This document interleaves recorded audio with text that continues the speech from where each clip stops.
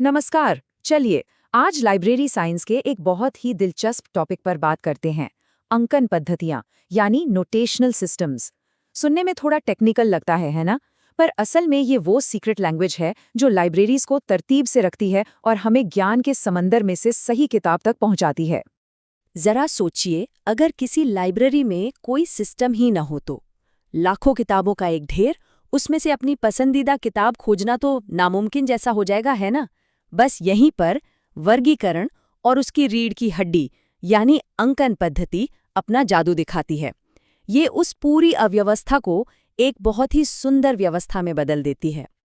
तो आज के इस सफर में हम क्या क्या देखने वाले हैं? सबसे पहले हम समझेंगे कि अंकन पद्धति आखिर है क्या। फिर हम इसके दो मुख्य प्रकारों को जानेंगे।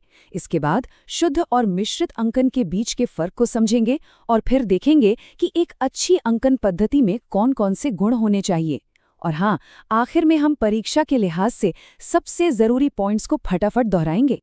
तो चलिए शुरू करते हैं पहले सवाल से। अंकन पद्धति आखिर है क्या? देखिए, इसके बिना लाइब्रेरी क्लासिफिकेशन की कल्पना भी नहीं की जा सकती। ये उस पूरी इमारत की नींव है, वो खास कोड जो हर किताब को उसकी सही जगह और पहचान देता है। तो आसान भाषा में कहें तो अंकन पद्धति सिर्फ कुछ नंबर या अक्षर नहीं है। नहीं, ये एक पूरी सोची समझी प्रणाली है, एक सिस्टम है। इसमें नंबर्स, सिंबल्स या अलग-अलग तरह के चिन्हों का इस्तेमाल होता है, जिससे किसी भी विषय को एक यूनिक पहचान दी जा सके। लाइब्रेरी साइंस की दुनिया के एक बहुत बड़े नाम E.C. रिचर्डसन ने इसे बड़े ही सरल शब्दों में समझाया है। उन्होंने कहा, अंकन एक संक्षिप्त चिन्ह है, मतलब एक शॉर्ट हैंड साइन, एक छोटा सा प्रतीक जो अपने आप में एक पूरे विषय को समेटे हुए है। और अब एक ऐसा नाम जो प्रतियोगी परीक्षाओं के लिए बहुत ही ज्यादा महत्वपूर्ण है, डॉक्टर S.R. रंगनाथन। ये नाम तो आपको याद रखना ही है। उन्होंने कहा कि अंकन वो तरीका है जिससे हम क्लासिफिकेशन में अलग-अलग वर्गों, मतलब क्लासेस को नंबर्स के जरिए दिखाते हैं। इसी बात को एक और एक्सपर्ट मार्गरेट मैन ने भी पक्का किया। उनके मुताबिक जो चिन्ह हम किसी क्लासिफिकेशन के लिए तय कर देते हैं, बस उन्हीं को अंकन कहते हैं। तो अगर इन तीनों परिभाषाओं का निचोड़ निकालें तो वो ये है, अंकन वर्गीकरण की भाषा है। अच्छा, तो अब हम ये तो समझ गए कि अंकन होता क्या है। चलिए अब आगे बढ़ते हैं और देखते हैं कि ये कितने तरह का होता है। देखिए, जितनी भी अंकन प्रणालियां हैं वो मुख्य रूप से दो ही कैटेगरीज में आती हैं और इसे समझना बहुत जरूरी है। ये दो प्रकार हैं। पहला शुद्ध अंकन, जिसे हम प्योर नोटेशन कहते हैं, और दूसरा है मिश्रित अंकन यानी कि मिक्स्ड नोटेशन। नाम से ही थोड़ा बहुत तो अंदाजा लग ही रहा होगा, पर चलिए इसको और अच्छे से समझते हैं। और हाँ, ये जो सेक्शन है ना, ये एग्जाम की तैयारी करने वालों के लिए बहुत बहुत जरूरी है। इन दोनों के बीच का अंतर अक्सर सवालों में पूछा जाता है, तो इस पर जरा खास ध्यान दीजिएगा।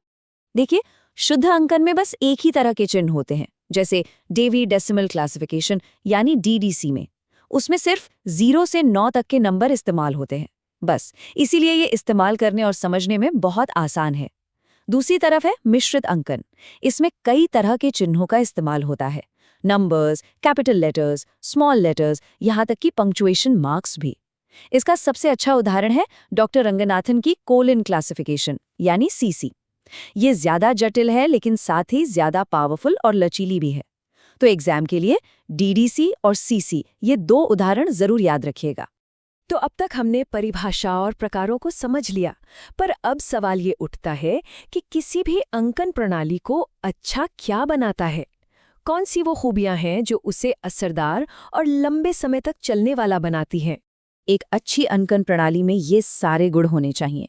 वो सरल हो, जिसे पढ़ना, लिखना और याद रखना आसान हो। वो छोटी हो यानी संक्षिप्त हो, और सबसे जरूरी, उसमें नए नए विषयों को जोड़ने की गुंजाइश हो। इसी गुण को ग्राह्यशीलता या हॉस्पिटैलिटी कहते हैं। चलिए इसे अगली स्लाइड में और अच्छे से समझते हैं।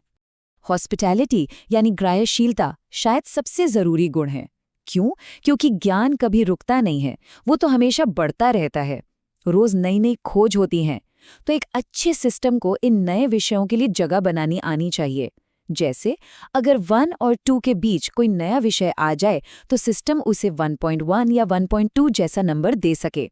मान लीजिए कंप्यूटर साइंस का नंबर 500 है और आर्टिफिशियल इंटेलिजेंस का 501। तो अगर कल क्वांटम कंप्यूटिंग जैसा कोई नया विषय आता है तो उसे 500.5 नंबर दिया जा सकता है। यही वो खूबी है जो किसी भी सिस्टम को समय के साथ रेलेवेंट बनाए रखती है। चलिए, अब आ गए हैं हम अपने आखिरी पड़ाव पर। फटाफट एक क्विक रिवीजन कर लेते हैं। ये आपकी फाइनल चेकलिस्ट है जिसमें वो सारी ज़रूरी बातें हैं जो एग्जाम में बहुत काम आएंगी। तो याद रखने वाली मुख्य बातें क्या हैं? सबसे पहले, अंकन एक शॉर्ट हैंड साइन है। दूसरा, शुद्ध अंकन मतलब एक तरह का चिन्ह जिसका बेस्ट उदाहरण है डीडीसी।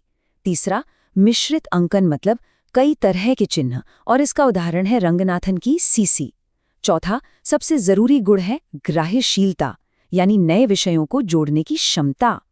और आखिर में रिचर्डसन, रंगनाथन और मैन, ये 3 नाम जरूर याद रखने हैं।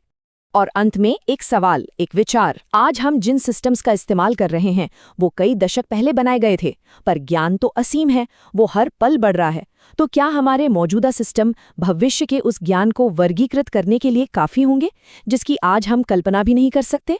ये एक बड़ा सवाल है जो हमें इस विषय के भविष्य के बारे में सोचने पर मजबूर करता है।